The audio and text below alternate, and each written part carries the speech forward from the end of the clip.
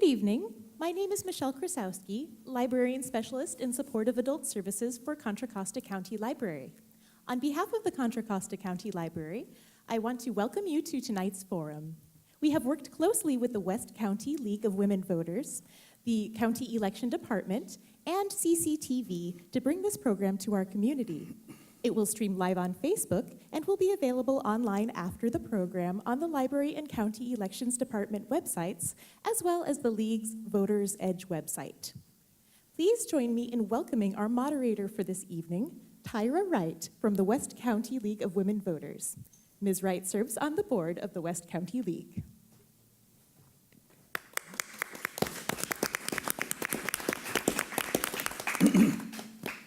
Good evening, ladies and gentlemen. We're going to start off by having the candidates introduce themselves, 1 minute each, starting with Mr. Anthony Caro. Thank you. Hello, my name is Anthony Caro, and I'm running because I want to be what I currently don't see on the school board and what I don't see as a community organizer. For the past few years, I've been working in the city of Richmond as a community organizer, meaning I've been listening to the needs of parents, students, and teachers and acting on those needs. I don't see that on our board because I don't see our board going out into the community and asking what parents and students feel that they need in terms of policy. I've been showing up to school board meetings, every single school board meeting for almost the past 2.5 years. I've attended school board meetings outside of our district. I've attended school site council meetings inside our district and outside our district. So I've been around here listening to hear what needs to be done.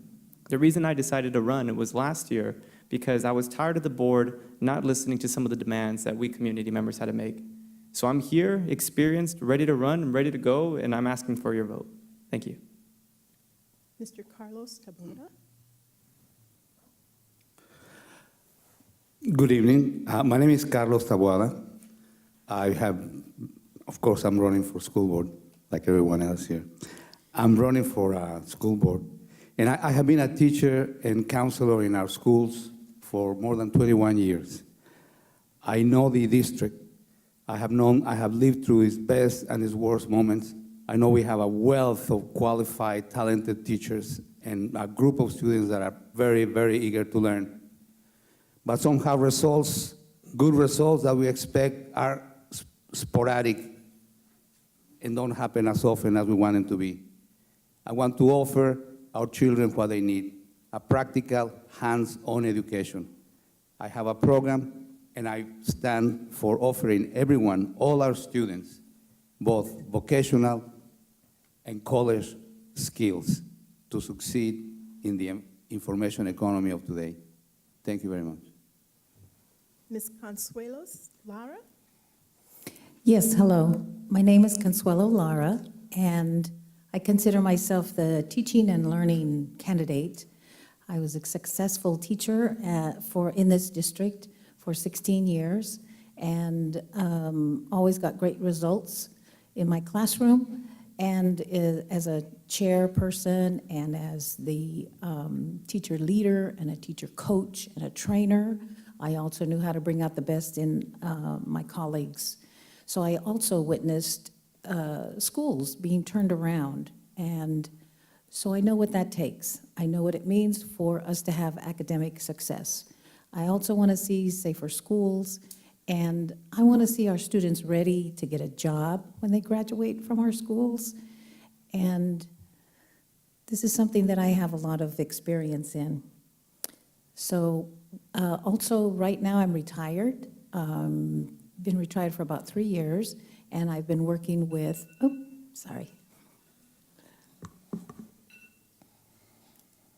Ms. Elizabeth Block. Hi, thank you for having me here tonight. My name is Liz Block, and I'm running for my second term on the Board of Education, and I'm so happy to be in a library. I love libraries, so this is one of the last great things in America, I think. I hope by the end of the evening you'll see why I deserve a second term on the board. During my first 4 years in office, I pushed for and we achieved a 15% raise for many of our employees, put more dollars towards teaching and learning, put controls on our $1.7 billion bond program, and began an ambitious project to improve the climate in our schools. But we have so much more to do, and that is why I'm running for a second term. I will tell you more about my candidacy and my hopes for the next term, because I'm sure that B is going to raise that card up. Thank you so much. Ms. Madeline Kronenberg? Thank you to the league, and thank you to CCTV for being here tonight. I'm Madeline Kronenberg. I've been on your school board for the last 12 years. I've been elected 3 times. I began my journey in the school district back in the 80s when my children entered the school system, and I've been here ever since. During that time, I've also served as a teacher in Hayward at Hayward Adult School. I won the Teaching Excellence Award for the state of California. I then served also as a parent advocate and leader throughout the time my kids were in school, all the way through the bankruptcy, and then on into my time on the board. The entire time I've been on the board, our test scores have gone up. We've improved the facilities in our community, and my work here, though, is not done. There's much more to do, and I hope you let me stay and partner with our young superintendent to do it in the future. Mr. Michael Gonzales? Hello, my name is Michael Gonzales. I am married with 4 children, all of whom have gone through this district. I was a classroom teacher, gladly to say, by my observation, not a very good one, but I worked hard. As a school principal, I was outstanding, but as an educational researcher, I learned from my prior experiences, and I believe I was a phenomenal educational researcher, turning around over 25 school districts throughout the state of California and over 100 schools of the lowest performing schools in the state of California, turning those around within 2 to 3 years. I am also a pastor of a local church, and it's my desire, my heart's desire, to bring all of my experiences to this district to do the same for the other districts that I've done around the state, turn them around immediately. Mr. Patricio Dujan? Hi, good evening, everyone. Thank you for being here and thank you for watching. My name is Patricio Dujan, and I'm running for school board because I know that we can do better. We're not serving our students of color well across the district, and I want to bring my valuable experience and my valuable perspectives to the school board to turn things around. I have 2 daughters in public school. They attend public school in 1st grade and 6th grade in Point Richmond. I am a Latino immigrant. I came to this country knowing no English, and thanks to great public schools, I was able to succeed, graduate UC Berkeley, and go on to graduate school. I dedicated my life, my career to education as a public school teacher, as well as an educational leader working with districts across the country to turn themselves around. So I want to bring that expertise to the board because I know that we can make West Contra Costa a district where people are moving into to go to school rather than looking for other options when they're here and looking for other schools to go to. So I humbly ask for your vote. Ms. Stephanie Hernández-Jarvis? Hi, my name is Stephanie Hernández-Jarvis, and I'm a public school teacher. I'm the only public school teacher that's currently running for the school board position, and I'm also a mother. I'm also an immigrant, and I came here to this country when I was 10. I've been through different systems in California, public school systems that really have helped to propel me to where I am today. It's easy, I think, to talk the talk and to say what we want to accomplish. Teacher retention, social-emotional learning curriculum that can be applied systemically to improve our school climates and reduce bullying, and to really help our ELLs be, proficient in reading through having an expansion of DLI programs. But I'm actually walking the walk. I'm not just saying, yes, we can do this, yes, we can do that. I'm there every day. Today I taught, tomorrow I'll teach, and in the near future I want to lead our district into its full potential. And we need to serve each child and advocate for their parents to become full-on advocates as well and use them as partners. And yes, we have limited resources and limited budget, but we have a lot of social and people capital that we can use to bring our district to where it needs to be for our kids. Thank you. Ms. Valerie Cuevas? Good evening, everybody. It's a pleasure to be here. Thank you to the League of Women Voters and to the CCTV for making this available to everybody. My name is Valerie Cuevas. I'm currently serving as the school board president of West Contra Costa Unified School District. I'm running for one more term. I have no interest in being a career politician, but I do know we're faced with major issues in our district, and there are things that I do have. I have school board experience. I have expertise when it comes to K-12 best practices. I have a passion for equity and closing the gaps that affect all our kids, and I have leadership results. Over the last 4 years, I've made sure that listening to the community, that we have in fact offered more academic supports to our students, delivered more funds to our local school sites, because that's what matters most. We've passed a positive school climate policy. We've passed competitive salaries for our hardworking teachers and staff, and we've made sure we're more accountable when it comes to our school construction and bond program. All of that because we listen to the community. On top of that, we've hired a new superintendent. We're going to be faced with a $353 million budget and a major requirement for budget cuts. Now is the time when you need folks who've actually been on the school board to usher those budget cuts, not new folks. Please vote for Valerie Cuevas. Miss Vanessa Calloway. Good evening. Thank you for the invite to all who put this event together and the community for coming out. My name's Vanessa Calloway, and I'm a champion for students, I'm a champion for families, and I'm a champion for employees. I've been on both sides of the token. I've been a product of West Contra Costa Unified School District. At the time, it was Richmond, and I've also been an unclassified employee of West Contra Costa Unified School District. I currently sit on the steering committee for House Ed, which is an organization that believes in bridging the gap between housing, projects, and education. And I also sit on the advisory board for LEAP, Literacy for Every Adult programs. And so I want to be the voice of the disconnect. I want to be able to educate our students or make for sure our students are educated as well as the parents being educated and heard as well. So thank you. Thank you. Our question this evening, you will each have 1 minute in which to answer, and that is, in the 2012 lawsuit, Vergara versus California, a judge ruled that teacher tenure, due process rights, and lack of test-based evaluation denied African American and Latino children the right to a quality education. The ruling was later overturned. The question, do you agree with the judge in the initial ruling? By what metrics should teachers be evaluated?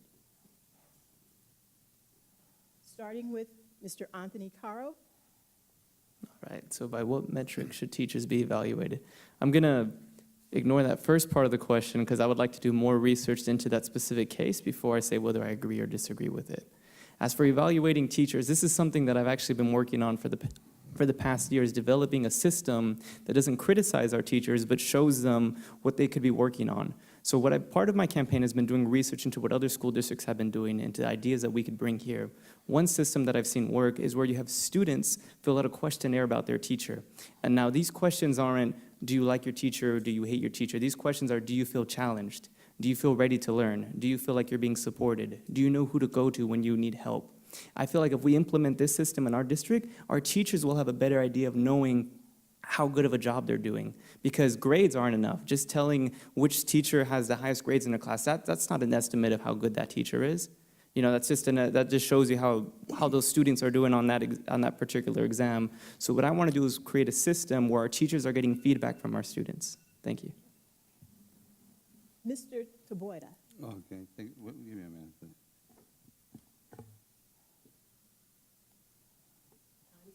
Okay, time started. Okay, starting here too.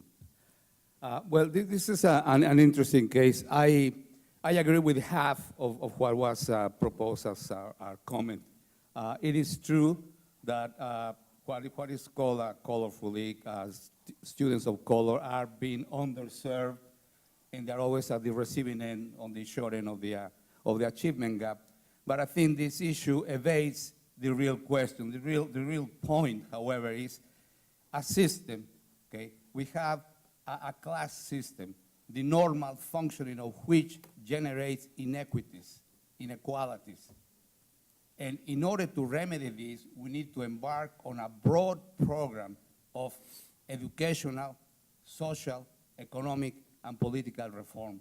That is what is needed. And teachers and districts should be evaluated as to whether they are producing use values, we're producing useful citizens. Thank you. Ms. Consuelo Lara, same question. Yes, I think there's a lot of different layers to the question and to the answer. The first thing that comes to mind is, as a teacher and as a teacher trainer and leader, the things that made all of us be better teachers was being able to collaborate with each other and have time to read, to study, to look at research, to look at our students and determine the best approaches and strategies and techniques. So I remember that process, and I remember it being very effective. And then the other thing would have to be an administrator who is really an instructional leader and comes into the classroom and knows what to look for in terms of good classroom practices. And so that, to me, is two of the levels for classroom teacher evaluation. So that would just be part of it. Thank you. Ms. Elizabeth Block. Well, I don't need to ask students if they think their teacher is doing a good job, or I don't have to ask the teachers if they think they're learning, because we'll find out by what they could do. We don't need to get public opinion on that. The children are telling us by their reading level and their math level what they can and cannot do. And that is, the system is unfair, because I'm very supportive of unions, but we need to change our setup so that children who need the most help and are the most difficult to teach because they come to school at the least should not have the least experienced teachers. I 100% agree with this, and I'm sorry that it got overturned. We're not asking for all the kids to be at a certain level. We just want them to make progress in the teacher's class. Make progress. Thank you. Mrs. Kronenberg. The Vergara case was a really interesting one. I mean, basically, the question was, does teacher tenure, is teacher tenure more important than generational poverty in affecting a child's outcome? Children who come to school with truly difficult, struggling backgrounds are not in the same, don't have the same ability to learn as quickly as other children. This is not, these children aren't going to be impacted by whether or not their teacher had tenure. Whether or not their teacher has tenure is a totally separate issue. I think in terms of teachers, tenure protects them and allows them to grow. But I think as far as generational poverty, our children need additional supports in the classroom. So classrooms that are struggling, classrooms of families that come from difficult backgrounds need to have multiple teachers, multiple supports in the classroom. The answer to solving that problem deals with how we put those supports in, and that we put them in. Mr. Michael Gonzales. I believe the question asks, how should we evaluate teachers? And I would say we should evaluate teachers in two ways, according to what's reported in the book, No More Excuses, a book about 21 high poverty districts with high test scores in California. No more excuses. And the way they evaluate teachers is on two measures. Number one, do you have content knowledge? You can't teach what you don't know. But number two, the ability to collaborate with other teachers, because what is necessary in looking at school reform from an equity standpoint is not the individual teacher, but the grade level teams and how well they work together. So you evaluate your teachers based on content knowledge and ability to collaborate with other teachers. Thank you. Mr. Patricio Dujan. Thank you. Yeah, the lawsuit brings up a lot of important issues, and I think it highlights the fact that we're not serving our students, and at West Contra Costa is a prime example where we're not serving our students of color. 30% of third graders are reading on grade level, so that means 70% are not, and that's a recipe for failure across the grades and is part of the school to prison pipeline that we need to break. So I would focus on what's the priority for students, making sure that everyone's reading in third grade and we have interventions to support those that are not, and we're implementing the interventions well so that we can catch students up. I would focus on professional development for teachers so they can differentiate and work with all students, and then I would focus on changing school climate. So we have a culture at school that's focused on academic success and rather accepting failure. So that's what I would focus on when as part of the school board. Thank you. Ms. Stephanie Hernández-Jarvis.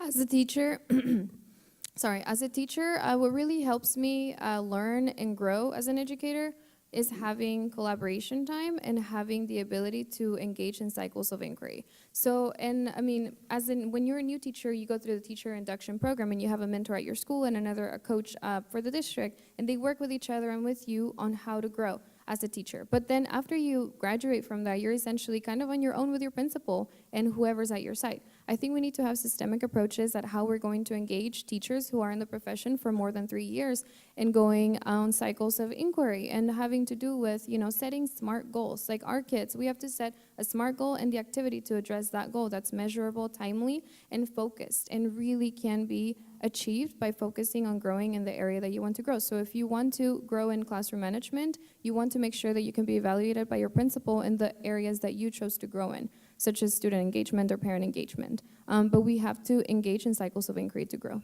Thank you. Thank you. And again, the question is, do you agree with the judge in the initial ruling, and by what metrics should teachers be evaluated? Valerie Cuevas. Thank you. So I actually looked at the Vergara case very closely, and what I found what the issues were was not necessarily, it had to do with tenure, but it also had to do with our most neediest kids, our most neediest learners, and what was systemically happening to them. And what was happening is that they were getting prescribed a set of educators who maybe didn't have the content expertise, maybe didn't have the supports, and that wasn't the fault of the kids, but maybe they had tenure. So they had to have that teacher, and the case said, what happens when you get a teacher like that 1 year, or the second year, or the third year? Research says that as a student, you fall further and further behind, and that is a civil rights issue for us, and that's one of the reasons why I absolutely agreed with the initial ruling, because on that issue, it is not fair for kids to not have to bear the burden of a system not being ready to support its educators. Now, along the way, I've come to work with a number of teachers' unions. I'm proud to be supported by our United Teachers of Richmond as an endorsed candidate, because it's with our educators that we must work with to actually find the solution on evaluation. Thank you. Thank you. And lastly, Ms. Calloway. Thank you. I believe that the teachers should be evaluated on many levels. However, I don't believe it should stop with the teachers. I believe that our superintendent as well as administrators need to be evaluated as well overall. And so because the teachers are given a directive, they're following a directive from superintendent, from administration. And so maybe some things like forums with the community voice needs to be heard on what it is that the teacher is doing, because you can be a teacher for many years but not producing the quality education that our students so deserve and need. And so I believe that we should come together and have more community forums to inform not only the community, but so the teachers, administration, and the superintendent can hear what our community feels that our student needs. And we need to hire more representatives of our Black and brown students. They need to see those that look like them. I see it be. Thank you.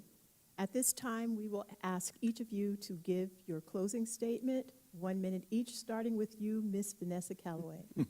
Thank you. So again, thank you all for coming out this evening. I have over 20 years of experience of working with our youth and young adults, and currently I'm still working with our youth and young adults. I'm the resident service coordinator for Monterey Pines and Cypress Pines, and I facilitate after-school program. And over the years, I've been strongly that one that believe in parent voice and advocating for our families and giving them what they so deserve, quality education, and not only educating our students, but educating our parents so that they can understand the rhetoric that we're using when we're speaking about their students.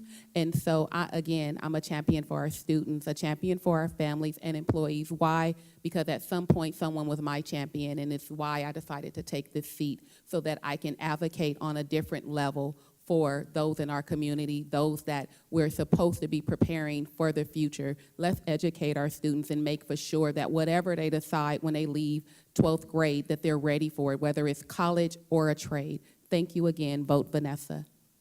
Thank you. Ms. Cuevas. Thank you. Again, my name is Valerie Cuevas. I'm currently serving as a school board president. I ask that you please vote for me one more time. I'm number 3 on the ballot. You're going to get 3 choices. please make Valerie Cuevas one of those choices. The reason I'm asking is because just like we see at the national level, experience matters. We need leaders who actually have an experience understanding of what our budget issues are, what our leadership concerns are, and what are the problems we're facing with. We face everything as school board members these days, from kids bringing guns to school to making sure that we have supports for kids who aren't learning with the supports that we provide. How do we bridge those gaps? And how do we do and provide needs for all students with limited dollars? We can't elect folks like the fiasco we have in Washington, D.C. right now, where we elected somebody who doesn't know what they're doing. And so here's your chance at the local level to say, I'm going to invest and vote in somebody who actually has experience, and that's what I offer you. I'm just asking for one more term so I can continue to have the privilege to serve you and meet the needs that are modern-day needs for our schools today. Thank you for your consideration. Thank you. Ms. Hernández-Jarvis. My name is Stephanie again, and I humbly ask for your vote in this election cycle. I'm running because I truly care about the kids in our community and about the real impact that lacking the resources that we need in our classroom has each day for our kids. As a mother, I also have a little toddler who's going to spend over a decade in these schools, and I want her to have the best experience, just like every parent here wants that for their child. I believe that we can work together, we can collaborate and support our teachers so that we keep the teachers that are here and retain them and improve the way that we serve them so they can serve our children better. I think if we're able to do that and retain our teachers, we can improve our reading scores, we can improve our social emotional learning and school climate. We can also improve the way that we deal, with behaviors early on in school, and we don't focus on just, reactive measures when they grow up, but focus on preventive measures when they're little and when we can really intervene and help them, to succeed in life. I also care a lot about having teachers collaborate and really improve our schools from the ground up. Thank you. Thank you. Mr. Dujan. Good evening again. My name is Patricio Dujan, and I'm running for school board because I know that we can do better at West Contra Costa. We're not serving our students well, especially students of color. Too many students are failing quickly, often in the third grade and continuing throughout. We see a lot of the issues that arise with suspensions, not ready for college because students aren't reading on grade level as early as third grade, and we need to change that. I'll bring my perspectives as a father with two daughters in the school system, as a teacher, as an education leader, and a Latino immigrant to the school board in order to look at all the issues from those perspectives, but really focused on what matters most. What matters for students in the classrooms, what matters for teachers with professional development and retention, and what matters at schools as we change the culture to a culture of academic success. So I humbly ask for your vote, Patricio Dujan, for school board. Thank you. Thank you. Mr. Gonzales. We have to look at our practices. This district has never evaluated its instructional system against the approaches used by other successful districts. There is an approach, there are tools, there are protocols that emerge from schools called 90-90-90 schools. 90% black and brown, 90% welfare or poverty, 90% above grade level, all over this country. What did they do? Look at the book, about 21 high-performing schools in low-poverty areas in California called No More Excuses. What did they do? We need to ask that question. Voting is easy, and voting for 3 is easy. The real work is, are you willing to demand that this system look at itself?